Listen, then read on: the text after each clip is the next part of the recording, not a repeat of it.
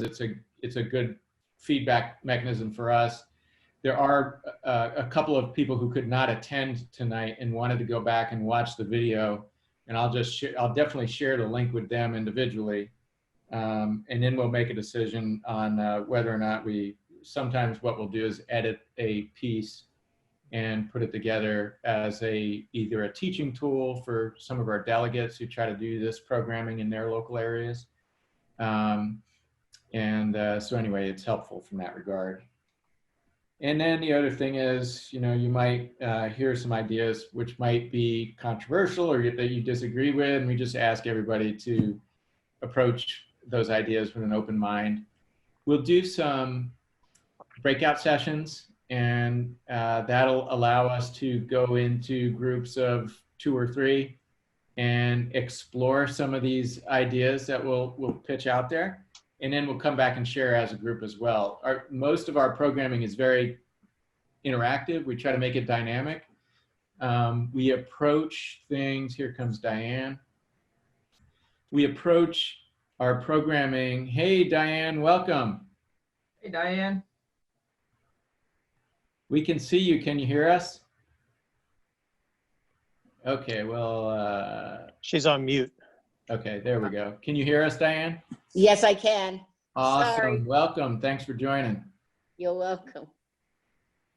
So anyway, the philosophy is with our programming is that we learn just as much from the people participating as those of us who are facilitating the discussion. And I look forward to it being an interactive session and learning from you just as much as hopefully I can share some ideas. Why don't we go around, and because we've got a small group, we can take a minute just to introduce yourself and let people know your name, your profession, and where you are calling from right now. And how about we'll go with, how about we start with you, Diane, and then we'll go to Tyler, Jeff, and Vic. You what? Go ahead. Just give us your name, your profession, and where you're calling from. Okay, I'm calling from my home. My name is Diane Dubois. My profession is fundraising right now for a number of organizations, Women Giving Back, the Freedom Museum, and also the Ed Lowry Award. Okay. Tyler? I'm Tyler, and I'm calling from San Clemente, California. Became acquainted with Steve a few months ago, and just getting involved with First Amendment Voice, and just looking to help starting up a chapter here in San Clemente. I work in the solar industry, so I develop residential and commercial solar projects. Jeff Hall, pastor at Vale, calling from Herndon, Virginia. Thanks, Jeff. I'm Vic Larson, calling from Northern Virginia. I work in IT. I'm basically on digital devices all day long, working from home in IT. Awesome. How about you, Heather? Sorry, I forgot about you. Wow. I'm Heather. I'm calling from San Clemente. And right now I'm a student at UCSB, and my side job is I'm a dog walker and pet sitter. Awesome. And my current profession is, besides trying to figure out what I want to be when I grow up, Executive Director of First Amendment Voice. So thanks for everybody for joining. What I'm going to do is we're going to practice with the breakout rooms. That'll be our icebreaker session. And so what I'd like you to do when I send you to breakout rooms is just share with each other why you decided to join this session today. And I'm going to try to assign you, Diane, to a breakout room. For some reason, I don't have you in one yet. And let's see. It's letting me put you in a, here, why don't we do this? I'm gonna go breakout rooms, open all rooms, and assign. Okay, we'll send you to breakout room 1, Diane. Okay, Can you see the breakout rooms now? So then Yeah, I had joined, right? Yes. yeah. So should I say join? Yes, ma'am. Waiting on the other group to rejoin us as well. Steve, technical question. On those breakout rooms, you set those up ahead of time? So you can, and I was having a little bit of trouble learning about how to do that, but Okay. You can pre-assign as long as people are registered in advance, and then you can, or if they're not, you can still assign them during the actual meeting itself. Okay. So it's an interesting it's not as user friendly. I think Zoom is still working out some of the technical bugs, but I was having trouble with the pre-assignment earlier, and although we were able to get it to work after a while. But okay, so does anybody want to share just real briefly anything, one of the reasons that you decided to join the session? I could just since, you know, few of us were talking about Elon Musk earlier, and I was sharing in our breakout group that Elon Musk is working on something called the Neuralink, which is a contraption that'll connect directly into our brains and remove the need to type things into our phones and just automatically give us the information that we're thinking about as soon as we think about it. Mm-hmm. And so I think that's just a sign of the times and how the direction that humanity's going. We're just becoming more and more engulfed by technology. And I think detoxing from it now and recognizing how important it is to detox is important. So yeah. Thanks. Anybody else? Well, Vic and I were sharing that, you know, the technology is important. We can't, you know, we're not Luddites. We're not going to throw it out. Yep. But we do need to make sure, I think that's a good point, Tyler, that, you know, we need to go into this with our eyes open and understand the risk and the dangers and the drawbacks.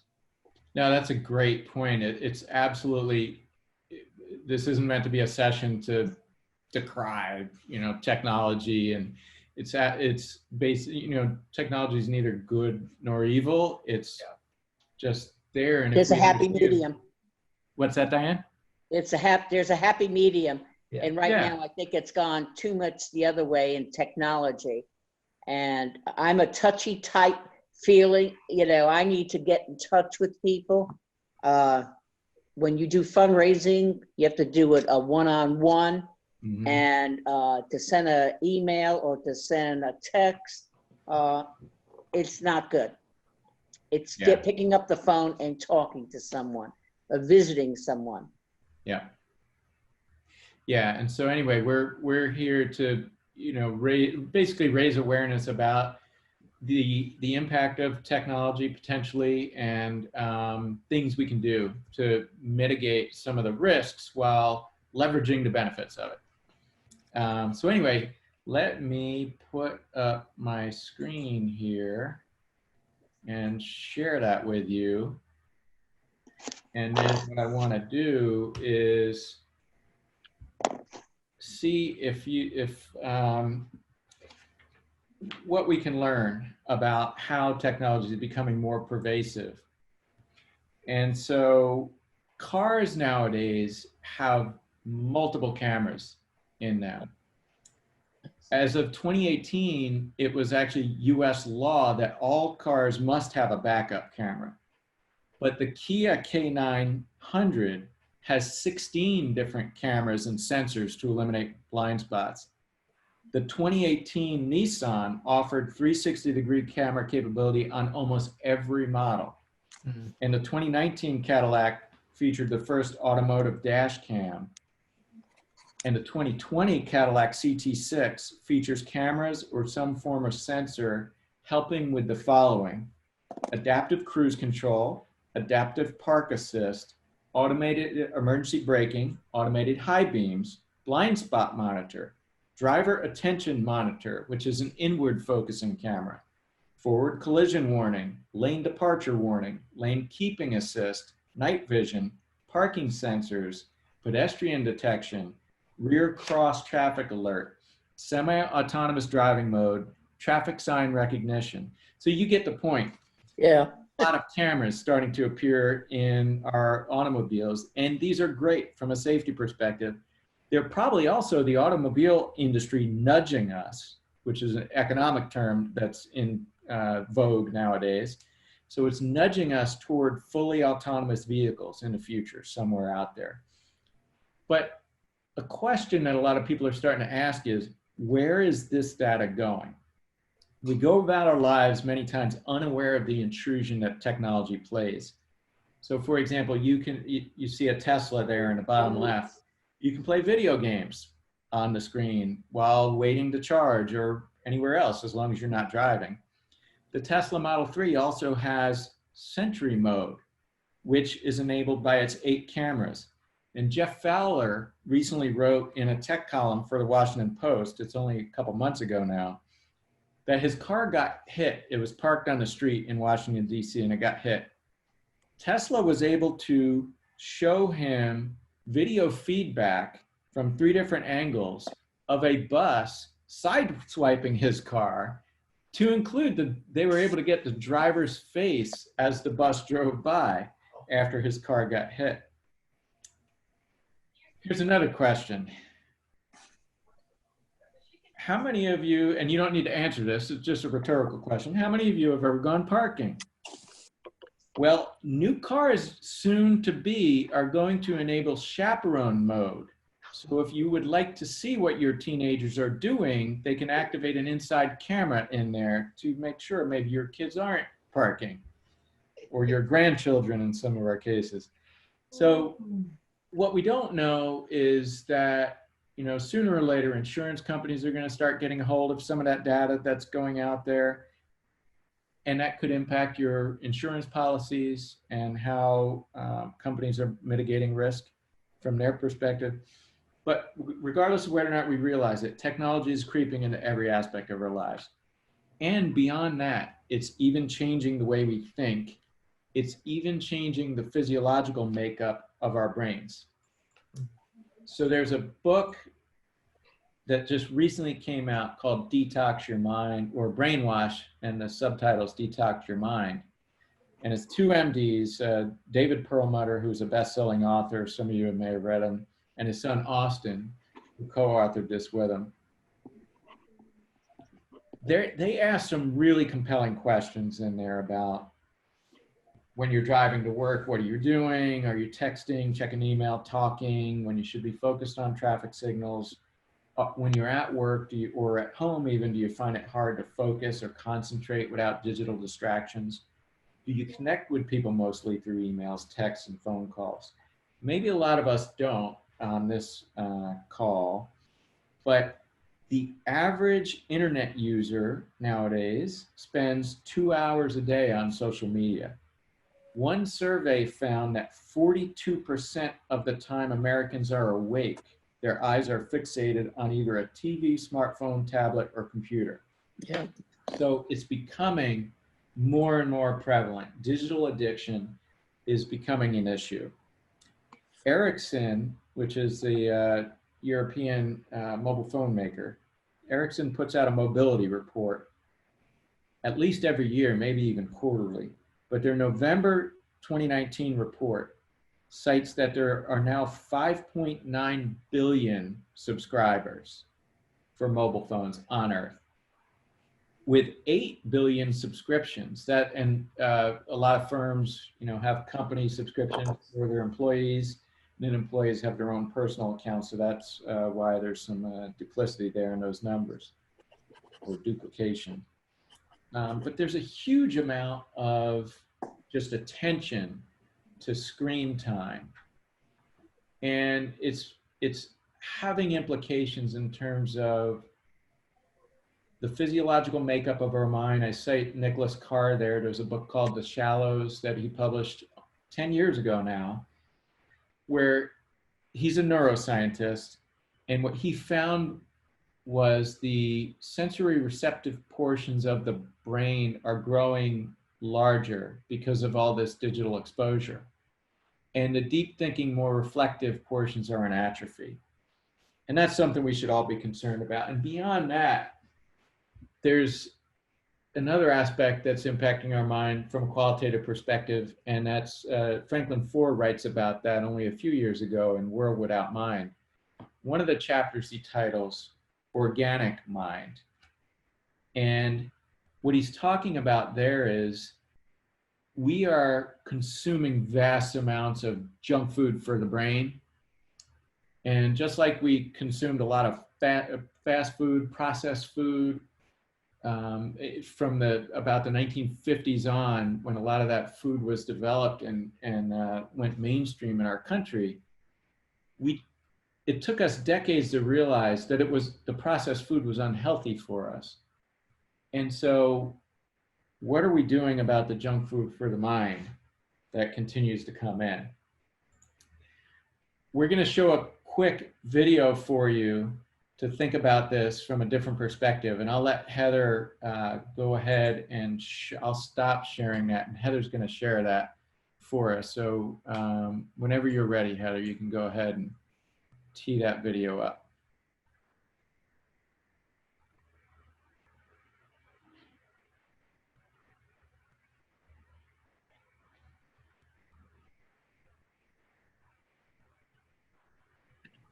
And this was his way of convincing them that if it was good enough for him, it was.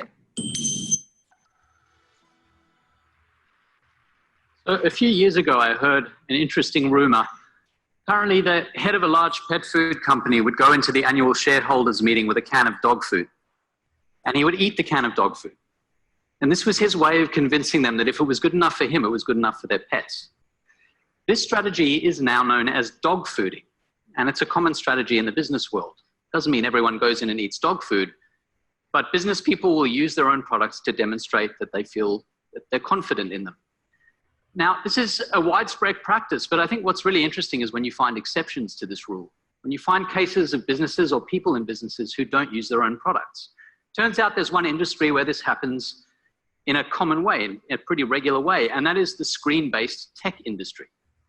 So in 2010, Steve Jobs, when he was releasing the iPad, described the iPad as a device that was extraordinary, the best browsing experience you ever had, way better than a laptop, way better than a smartphone. It's an incredible experience.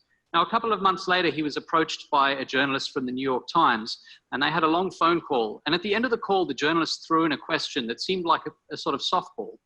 He said to him, "Your kids must love the iPad." There's an obvious answer to this, but what Jobs said really staggered the journalist. He was very surprised because he said, they haven't used it. We limit how much technology our kids use at home. Now, this is a very common thing in the tech world.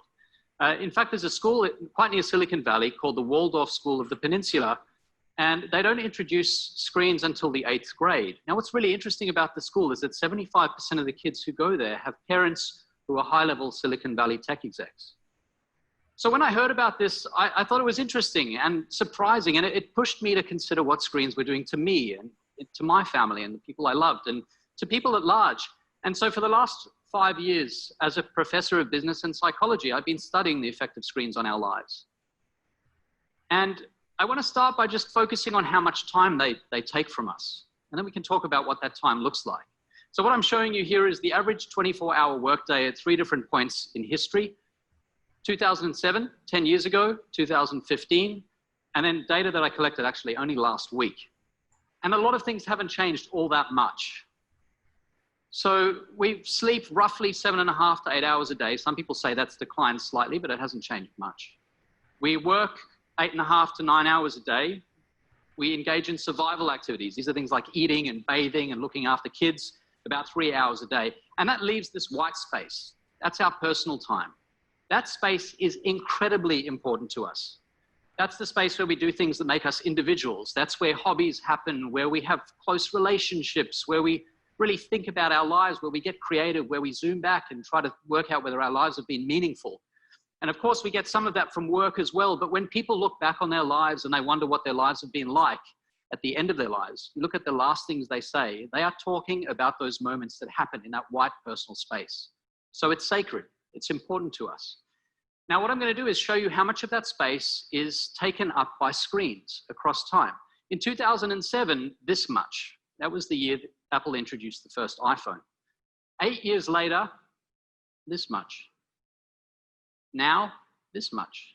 That's how much time we spend of that free time in front of our screens. This yellow area, this thin sliver, is where the magic happens. That's where your humanity lives. And right now, it's in a very small box. So what do we do about this? Well, the first question is, what does that red space look like? Now, of course, screens are miraculous in a lot of ways. I live in New York. A lot of my family lives in Australia, and I have a 1-year-old son. And the way I've been able to introduce them to him is with screens. I couldn't have done that 15 or 20 years ago in quite the same way. So there's a lot of good that comes from them.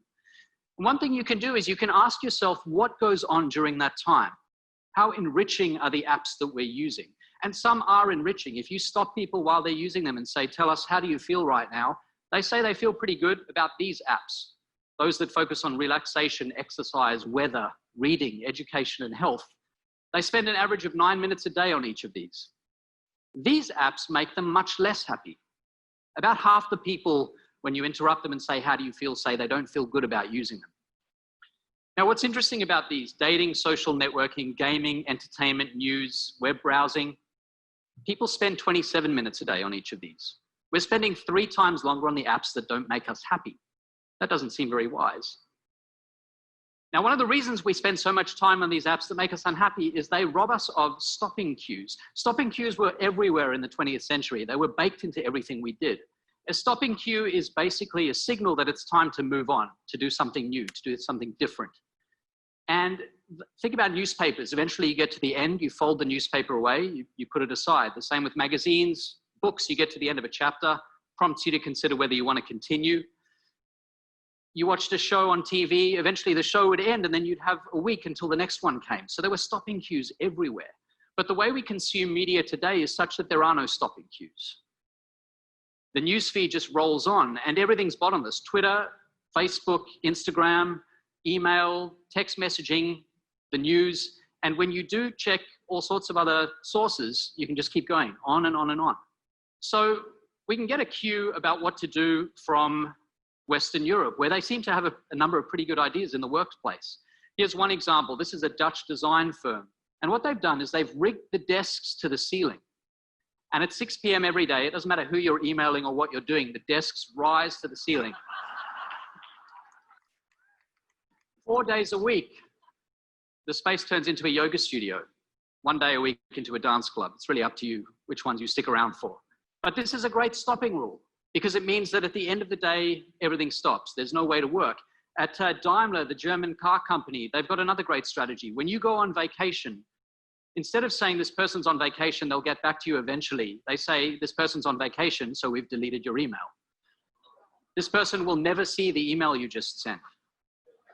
You can email back in a couple of weeks, or you can email someone else. And so,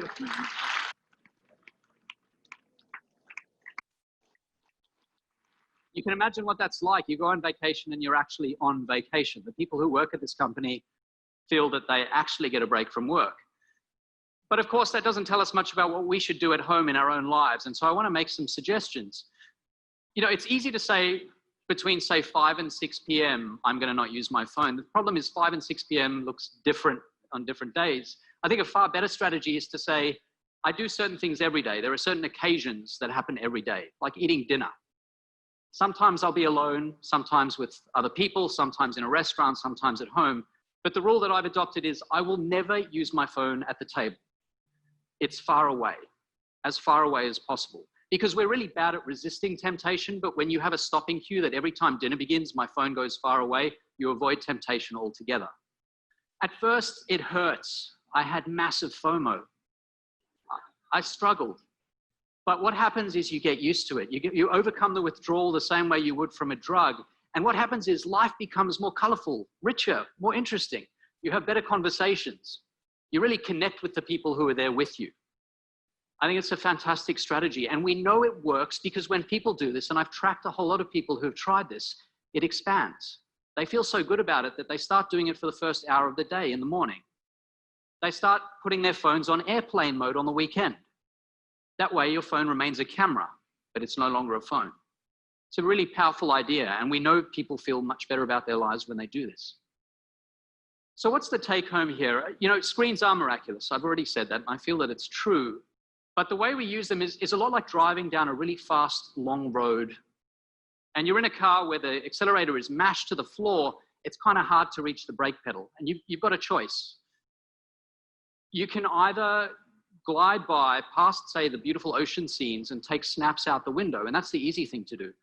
Or you can go out of your way to move the car to the side of the road, to push that brake pedal, to get out, take off your shoes and socks, take a couple of steps onto the sand, feel what the sand feels like under your feet, walk to the ocean and let the ocean lap at your ankles. Your life will be richer and more meaningful because you breathe in that experience and because you've left your phone in the car. Thank you.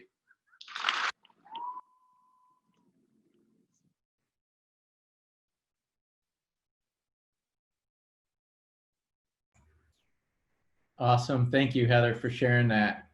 So, and welcome, Kim. And I see you actually have a four-legged friend back there somewhere as well. So Paying attention. that's a great way to not have to worry about digital distractions, right? So what we'll do now is we'll go back to our breakout rooms, and let's share in the breakout rooms some ideas that we all have, because I'm sure everybody already practices some form of, I guess, digital restraint, if you will. And we'll take some time to flesh those ideas out. And then what we'll do is we'll come back and share them as a group. And I've got some to share with you as well, but I always, I'm sure people are gonna come up with new innovative ways. So we'll go ahead and here, let me share my screen so I can give you a little bit more prep on that. But we'll take about 5 minutes. Just what are some ways you can mitigate digital addiction? And then be prepared to share afterwards.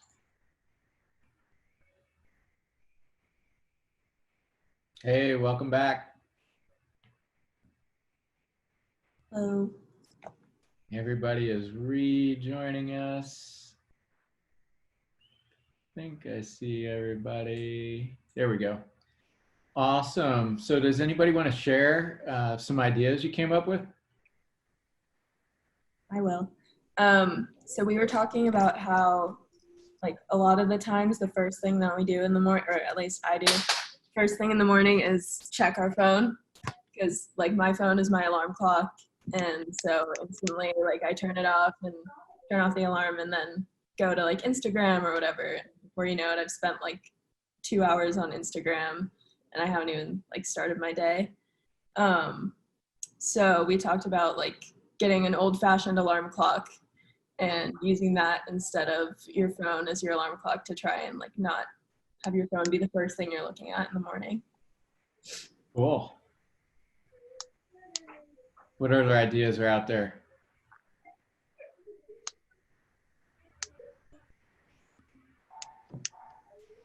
Oh, Diane, you're on mute.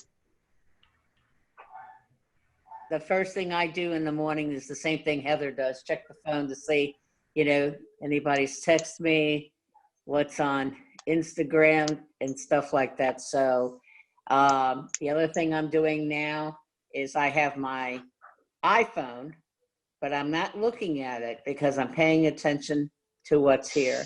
And tomorrow morning, I've picked up some new habits already, and I'm going to try to do that. It's just a reminder, refresher course. It's, you know it, but you don't, it doesn't come to mind. Yeah, no, exactly. I've actually, I've gone away from alarm clocks completely, because what I found being on the West Coast with a lot of my contacts on the East Coast, if I get up at 6, well, they're at work at 9 a.m. already, and they're emailing me, and I'll have all kinds of stuff. And so I'll spend, you know, an hour or two either wasting time on Twitter or something, or responding to emails before I've even gotten set for the day, you know. And so it's just, yeah, so now what I do is I just let the sun come in the window and it wakes me up. So that's been working out pretty well. I think Kim was getting ready to share You're a something. California beach bum is what you're telling us. Well, one of the things I'm looking at the, because I'm the teacher right now and everything is at home. And you gotta, and that idea of working from home has always been part of my job, but not all of it. And so I'm trying to really be careful. I'm trying to let the weekends be mine. Yeah. And try really not to be doing the work on the weekends, at least through this chaos. So picking that time that's not school stuff. And even like when school's normal, I won't be going to school email after 9 o'clock. I don't check. Yeah. You know, there's just times I don't do that. And that's trying to put some separation there. And I think that's very critical as we're all working from these crazy hour times, that there's a time I am not going to do work, either daily or, in my case, Saturday and Sunday is the better choice. But you know, pick that time where you're going to not do it. Yeah. No, I've definitely been been bad in that category. It's been, although you know, I will admit to the beach bum accusation, Jeff. I also have a problem where I work every day, so I have done some limited times where, especially in the late afternoon, usually between 3 and 5 or 3 and 6 p.m. our time, when it's 6 to 9 p.m. your time and everybody's home at dinner or doing something, I've been taking that time for myself to get some exercise. And that could be a run on the beach where I might walk barefoot through the surf at the end, but it could be a bike ride or something else as well. So, but that's been something I've been practicing. And Vic, did you have something you wanted to share?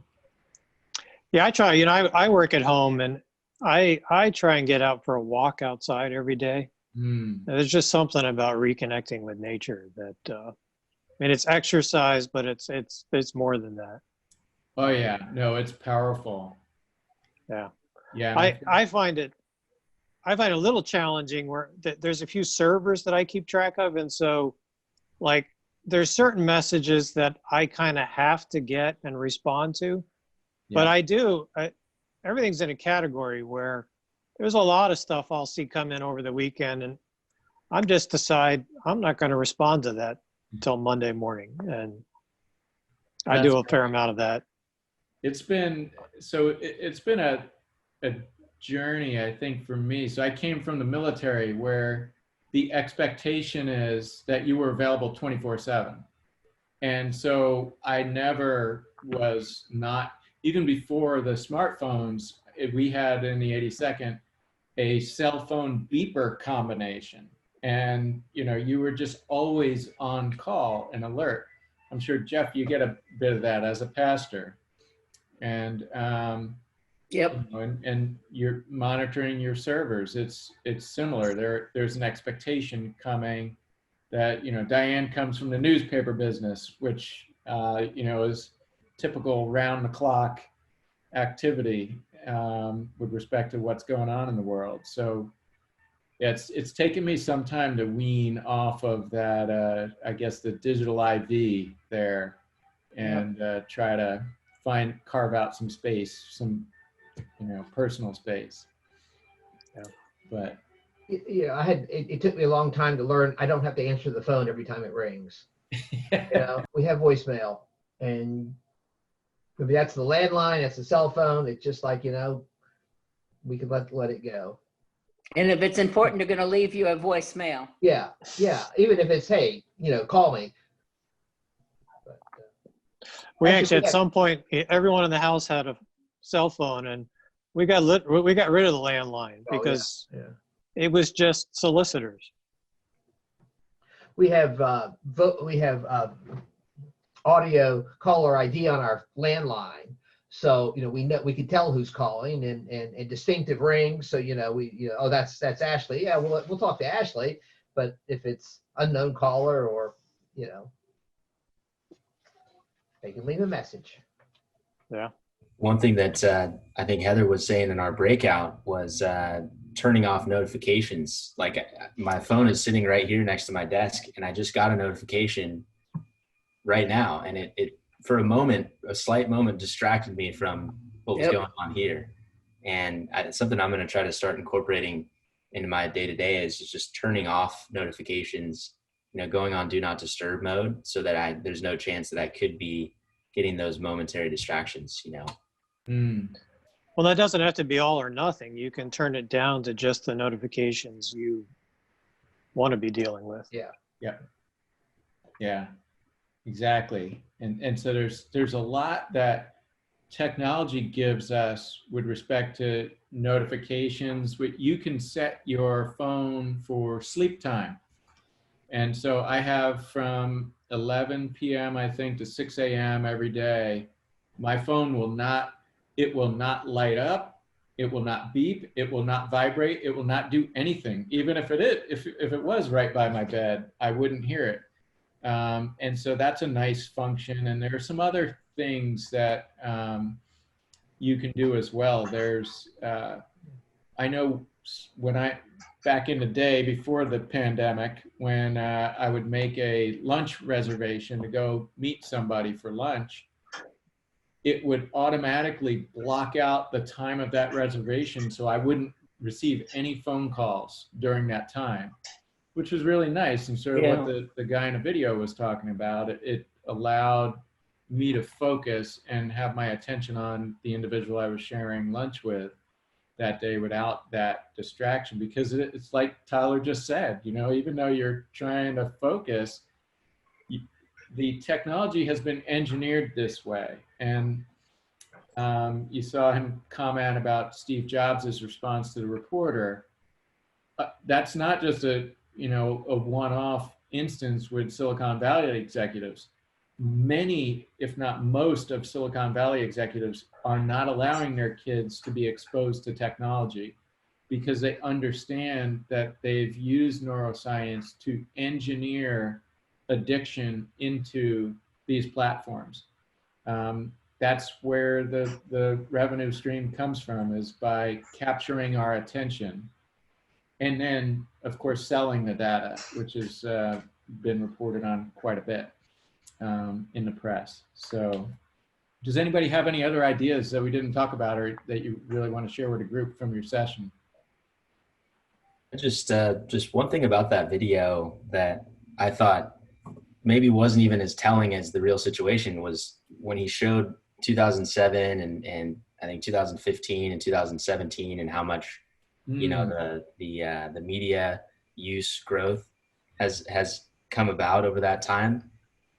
I think it's compounding every year. So even since 2017, and now there's like compounding interest on top of that. It's just kind of infected every aspect of our lives even since then from where it was in 2017. And so so it's just like we really have to be more diligent in making sure that it's not able to reach us. We have to put up those blockades in our lives, otherwise it will. Yeah, to your point, a more recent survey cited 79% of survey respondents report that their screen time has increased in the last 5 years, with 41% saying it has increased a lot. Wow. So the little vibrations, the ringtones, the lights, trigger the same response in our minds as drugs do. It triggers the dopamine and the cortisol. And this is becoming more and more recognized in research, both by neuroscience as well as psychologists. And so I'll cite a little bit more research in a couple slides, but it's really a serious problem. It's a serious problem from, as I talked about before, the physiological makeup of our mind, as well as just the consuming junk food for the brain. And it is impacting our civil discourse. It's helping fuel the polarization out there because it's making for an unhealthy environment for us to interact with each other with.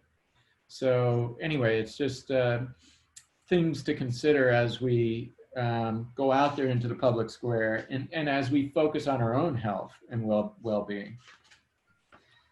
So let me share. We'll go ahead and I don't know why that screen is over there like that, but let's move that over there. Sorry. So one really effective way to, I think, find deeper meaning or happiness in life is to express gratitude. And so that's going to be the next exercise that we do. It's going to be an individual exercise. So I'll skip ahead to that. But what I'm going to ask you to do is write a thank you note. And we won't necessarily complete it. You know, you don't need to complete it in the next 5 minutes. But what I'd ask you to do is think about somebody who recently impacted you in a meaningful way, and just write them a note thanking them for that. Ideally, if we were not in a pandemic situation, you would be able to schedule a meeting where you could give them this thank you in person. But I recognize that might not be possible in all cases, although in some cases it might be. And so we'll talk about how to deliver it. But let's take some time for reflection. I'll make sure everybody's muted, and we'll take some time and write that out. And then we'll come back and talk about that. Steve, we don't have a choice. We can't hand it in person. We have to mail it.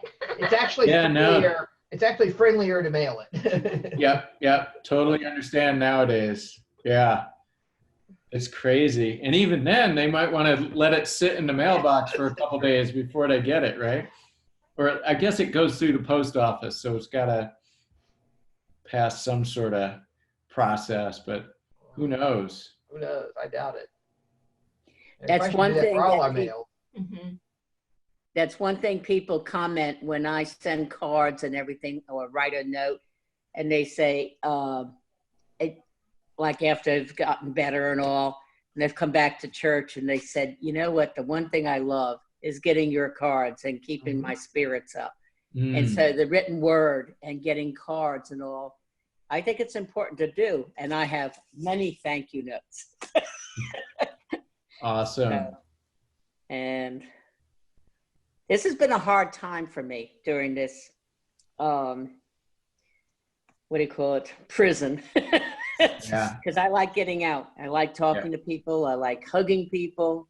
I don't know what's going to happen when we open up and I can't hug and I can't shake, because I've got to relearn that. Yeah. So Elbows. yeah, really.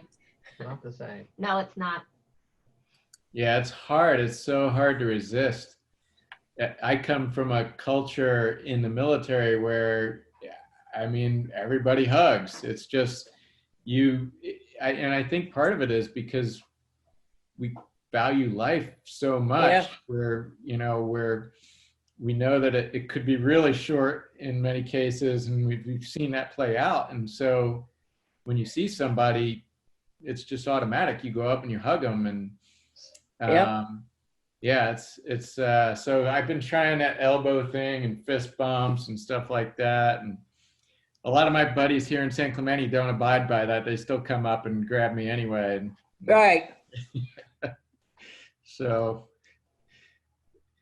what are some of the benefits of gratitude? I'm sure people have thought about this before. Or are there benefits to expressing gratitude? Oh, I think so. Oh, yeah. I definitely think so. When you appreciate someone else, you're taking the light off you and shining it on them. It's still shining on you because you appreciate them, or telling them you got a nice smile or something like that. I think gratitude is a very important thing, and we don't get it enough. So what other thoughts are out there on gratitude? I've got some research I'll share, but I just wanted to see what people are thinking. Yeah, I think it's one of the most important things that a person can practice. It just kind of gets you out of your selfhood and makes you realize what's truly important in life. If you take a step back and try to think, what am I grateful for in any given instance, I think it helps to realign the importance of who you are and where you are and why you're there. Mm. I agree. Okay, love it. So one thing that I have been doing, I haven't been doing it lately, but I think I'm gonna start again, is in the morning I would journal and write down at least 3 things that I was grateful for every single morning, and I think it kind of got me like in a really positive mindset. Mm. It just really made me reflect a lot, like Tyler, Yeah. reflect on all the good things that you have, and be grateful. Awesome.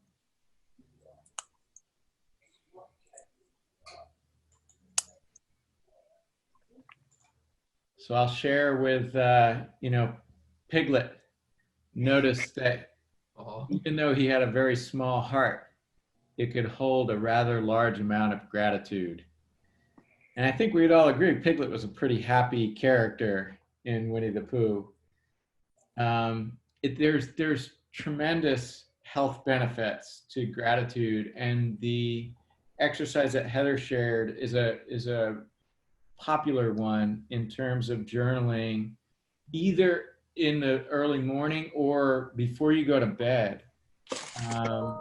I've heard or read research where people recommend that going to bed in a spirit of gratitude helps the healing process that your body goes through when you rest, in very positive ways. So, and there is some research that validates that, that it can help you sleep better. It also improves your self-care. And researchers ask people to rate their levels of gratitude, physical health, and psychological health after going through behaviors like expressing gratitude. And it made them more likely to exercise, more likely to get out in nature, like Vic was mentioning before, and more likely to eat more healthy. So there's a lot of different positive aspects. It's much better for relationships when you express gratitude for your partner. It can make you a more patient person where you're not, you tend to not assume the worst, right? So think of road rage out on the street. If you're in a mindset of being grateful, you're less likely to fall victim to conditions like that. You're less likely to be depressed. And it's an activity that can help lead to more lasting happiness. So I'll read you a quote that gratitude is something that leads to much more sustainable forms of happiness because it is not based on that immediate gratification that many times that's what the technology is stimulating, is immediate gratification. It's a frame of mind. So anyway, that's it's an active, expressing gratitude is an active measure that we can take rather than being reactive, right? Trying to mitigate the impact of technology. If we focus on an active measure like that, that's another way to help us be reflective and exercise those other portions of the mind rather than constantly being stimulated. So, any thoughts on that?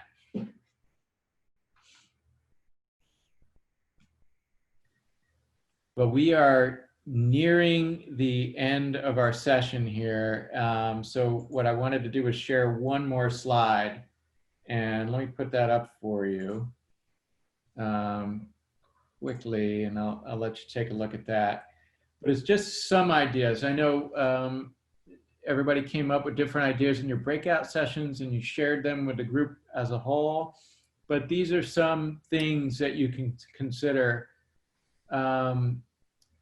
One of the things that I've started doing in the morning when I wake up is I put the cell phone somewhere else in the house. Although I still rely on it to play the classical music on my speaker, interestingly, but I won't get any notifications, and I'll play some classical music for usually, hopefully an hour. Sometimes I need to cut that down to about 30 minutes, and I'll just read a book while a physical, real book, not something on a tablet. And it's been a great way for me to, I think, mitigate some of those digital distractions. I'm still, woefully addicted to technology, but it has made me sense, I think, more, I'm just able to be more intentional about what I'm doing when I don't have that digital distraction there. And it's helped me rekindle some of my reading experiences from a bygone era. When writing, I know some of you might write quite a bit. Pastors always have to write sermons. I just finished writing a book, and I found it almost impossible to write when my computer was online. And so what I found myself doing was severing the Wi-Fi connection because I was still using the computer to write. But when I took it off Wi-Fi, I wouldn't receive email notifications, and I could actually focus better and not be distracted by other things coming in on the computer. So just some different ideas I throw out there. They're not, probably anything that anybody hasn't thought about before, but it is a checklist, I guess, to think about being more intentional and mitigate some of those digital distractions that are out there. So does anybody have anything else they'd like to share with the group before we close for this evening?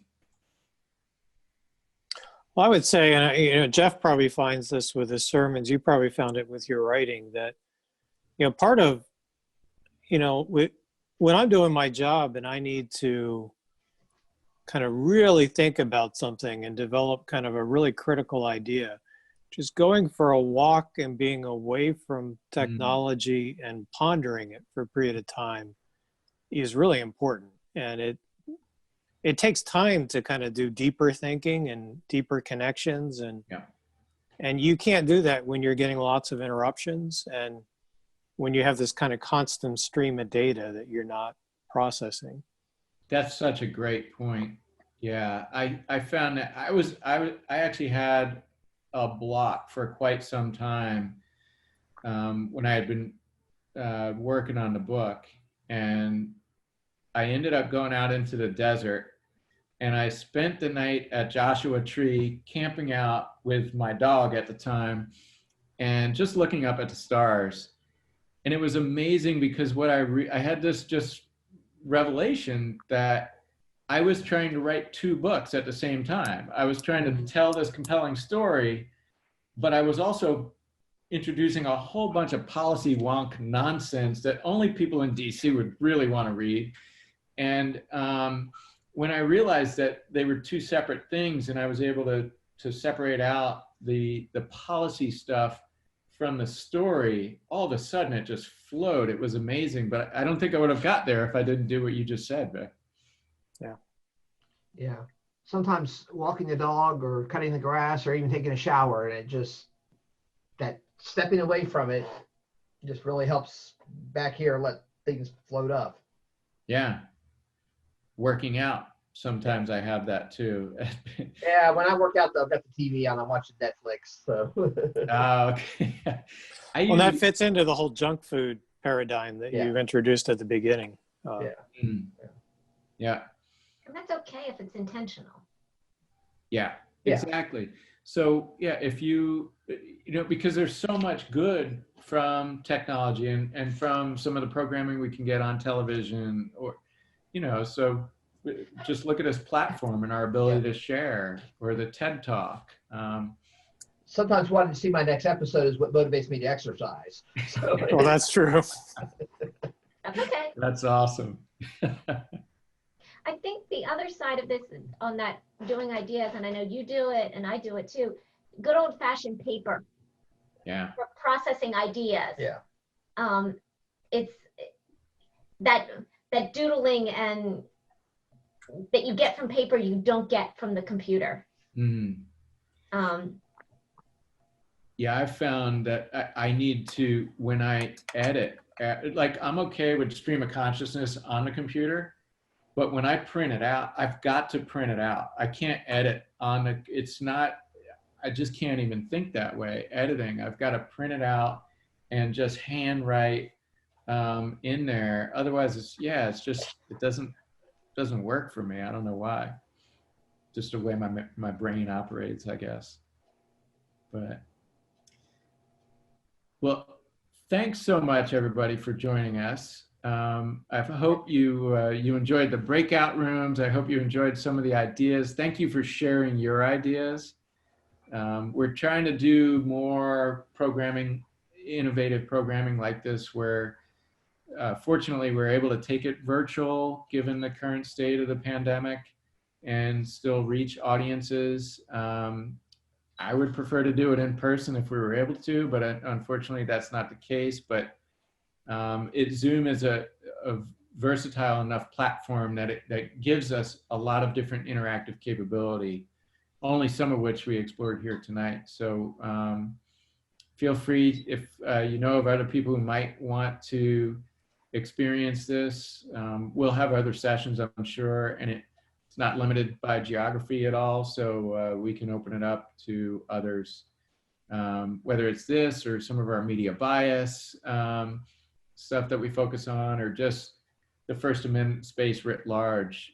Technology continues to impact everything, and just the way we express ourselves, the way we practice our religion, and we've seen that clearly change with the pandemic. Maybe some of it's good, and some of it, we wish it could be otherwise. So it's definitely the First Amendment and those principles.